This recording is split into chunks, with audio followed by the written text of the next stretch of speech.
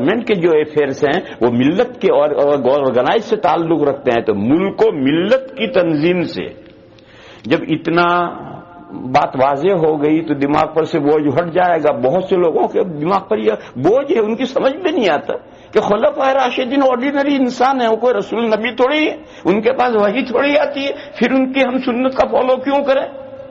یہ بہت سے لوگوں کے دماغ پر بوجھ ہے، تو وہ آسان ہو جائے گا، بوجھ ہلکا ہو جائے گا.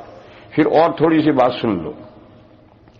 حضور نے جہاں خلفائے راشدین کی سنتیں اپنانے کے لیے حکم دیا ہے تو وجہ خود بتائیے.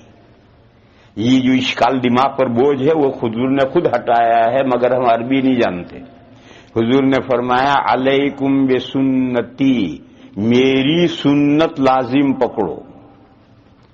دیکھو میرے بھائیوں، قیامت کی صبح تک چیلنج ہے.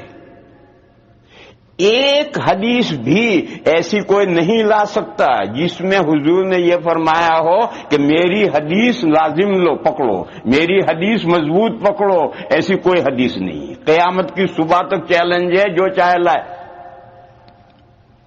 جتنی حدیثیں ہیں سب میں سنت مضبوط پکڑو، سنت کو تھامو. سنت سنت سنت لفظ استعمال ہوا ہے. حدیثوں کے بارے میں کیا آیا ہے؟ حدیثوں کے بارے میں ہے کہ وہ بندہ خوش و خرم رہے، وہ بندہ تر و تازہ رہے جو میری حدیثیں سنے، سن کر کے یاد کرے، حفظ کرے اور دوسروں تک پہنچائے. یہ دعائیں حضور نے دی ہیں. حدیثیں اس میں سب حدیثیں یاد کرنی ہیں اور آگے پہنچانی ہے، لیکن مضبوط پکڑنا، اس کے لیے کسی حدیث میں یہ مضمون نہیں آیا کہ حدیث کو مضبوط پکڑو، کہیں نہیں ہے. سب جگہ پر سنت سنت ہی لفظ ہے. دیکھو ایک تو یہ حدیث ہے علیکم بسنتی، میری سنت لازم پکڑو، وسنت الخلفاء، اور خلفاء کی سنت لازم پکڑو. دوسری حدیث میں حضور نے کیا فرمایا؟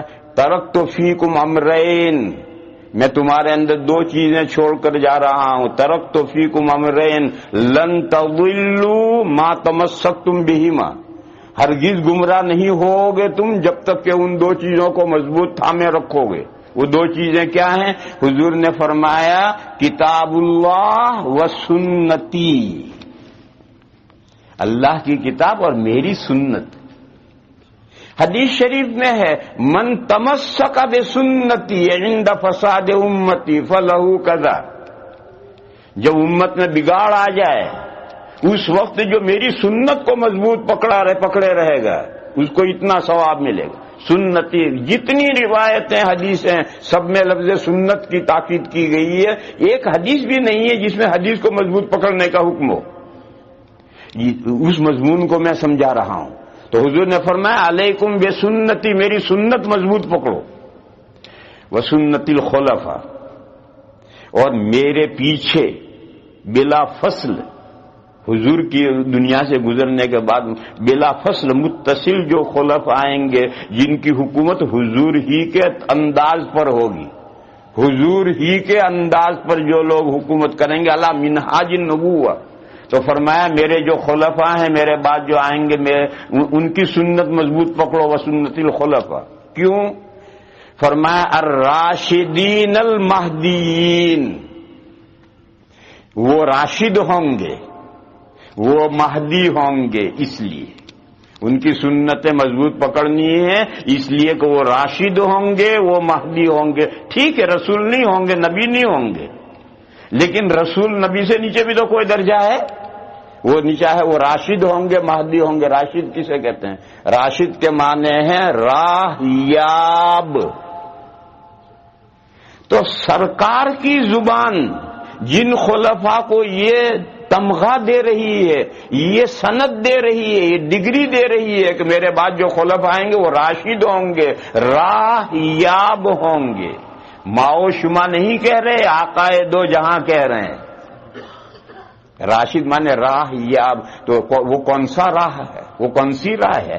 وہ دین ہی کی تو راہ ہے، اس کے وہ پانے والے ہیں. راہ یاب، راستہ پانے والے.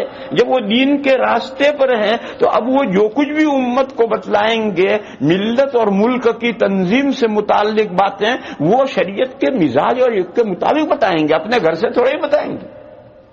پھر دوسری چیز ہے مہدی. مہدیین، مہدیون یہ وہی مہدی ہے جو قیامت کے قریب میں مہدی ظاہر ہوں گے۔ مہدی کے معنی ہیں ہدایت مآب۔ یہ مآب لفظ اردو کا کبھی کبھی استعمال ہوتا ہے، اس لیے عام لوگ نہیں جانتے۔ جو کوئی بہت بڑا آدمی ہو تو کیا کہتے ہیں؟ عزت مآب۔ عزت مآب یعنی عزت جس کی گٹی میں پڑی ہوئی ہے، 7 پشتوں سے اس کے یہاں نوابی چلی آ رہی ہے، 7 پشتوں سے نوابی چلی آ رہی ہے تو وہ عزت مآب کہلائے گا۔ اب تو پہلی مرتبہ الیکشن میں کامیاب ہوا وہ بھی عزت مآب، اب تو پہلی مرتبہ الیکشن میں کامیاب ہوتا ہے وہ بھی عزت مآب ہوتا ہے۔ باقی اس مآب کے معنی یہ ہیں کہ جو 7 پشتوں سے نوابی چلی آ رہی ہے وہ عزت مآب ہوگا، جس کی گھٹی میں عزت پڑی ہوئی ہے۔ تو حضور نے دوسرا لقب دیا ان کو مہدیین یعنی ہدایت مآب۔ میرے بعد جو میرے خلفاء آئیں گے ان کی گھٹی میں ہدایت پڑی ہوئی ہے۔